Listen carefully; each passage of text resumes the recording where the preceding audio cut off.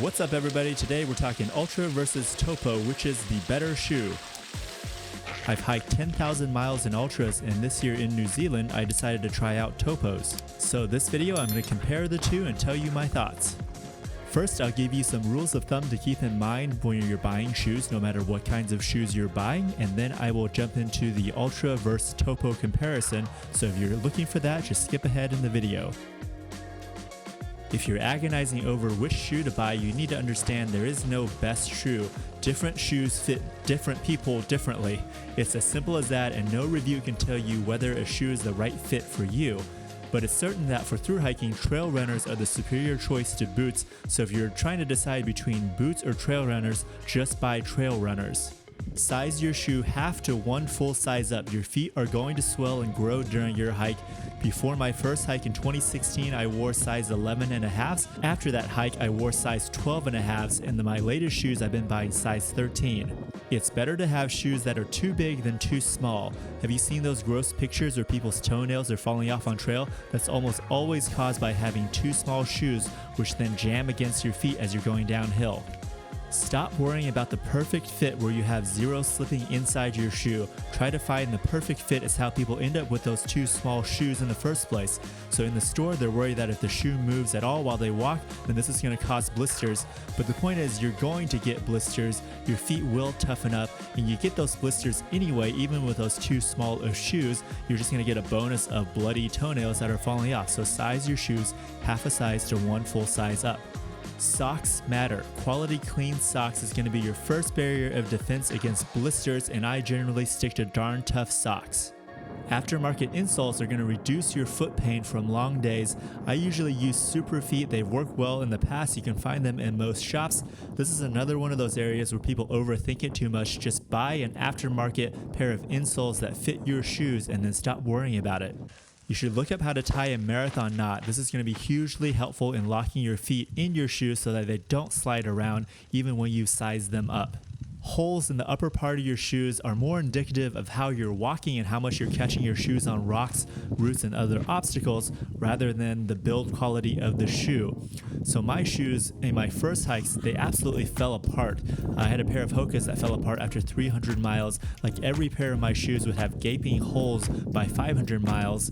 The more I hiked, the more I was mindful about where I was stepping, and then the less holes my shoes develop. And I haven't gotten a single hole in any pair of shoes since 2018, and I've worn some of these to 900 plus miles.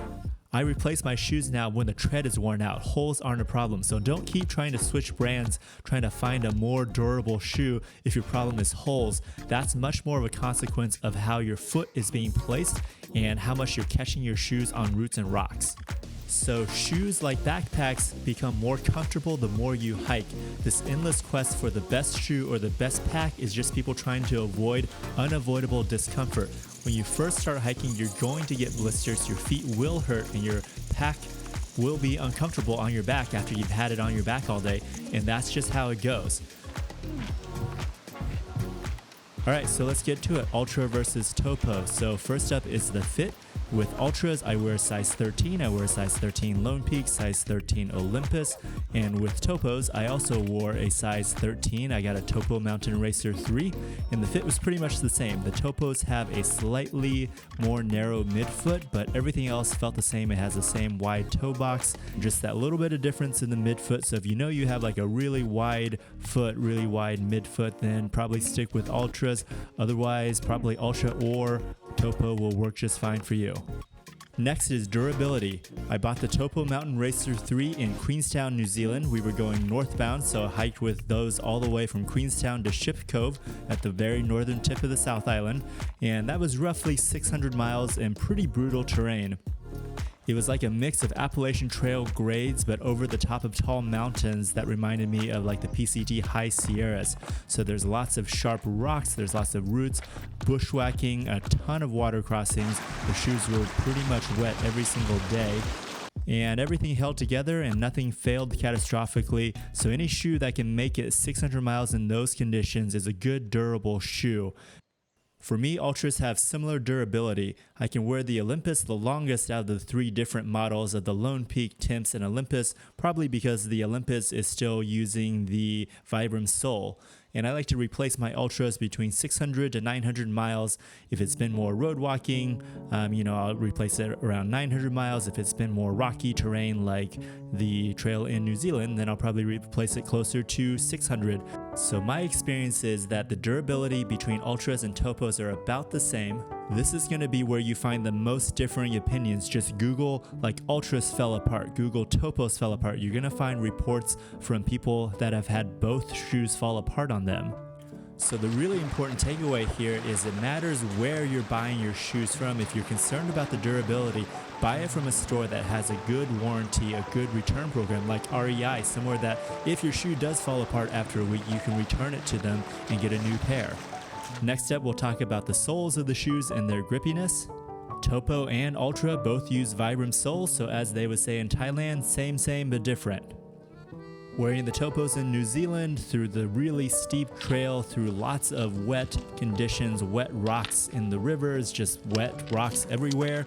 Didn't have any issues, didn't slip, didn't fall anywhere. So to me, that is, the soles are fine. The grip is fine. It has good grip, good sole. Same with Ultras. Haven't really had any issues with those over the last 10,000 miles. But I do find the Olympus to be a little bit better than the Lone Peak and the Temps because the Olympus has that Vibram sole. It's wet and slick and steep. So here's the conclusion of Ultra versus Topos. Honestly, my opinion to you is buy whatever shoe is on sale, whichever one is cheaper, whichever one looks cooler to you, because there's not a huge difference between the two. With that said, there's a couple small details on the Topos that I would like to point out. First one, Topos have a proprietary little gaiter attachment system on their back, so they don't have a piece of Velcro like Ultras do. So I like to wear Dirty Girl gaiters. They attach via Velcro, so I couldn't attach those to my Topos. So that was a negative because I'm not interested in buying Topos proprietary gaiters. How's the rain? It's lovely. Here it comes. Here it comes. And then I was not impressed with the stock insoles of the Topos. Now, this won't be an issue if you're going to replace your insoles with aftermarket, but I just wore these because I knew I wasn't going super far in New Zealand. We weren't doing a super long hike. Didn't matter to me. And what I found is they're pretty flimsy and they're like a sponge. They absorb a ton of water. So if I want my shoes to dry, I have to take them out and squeeze them out completely.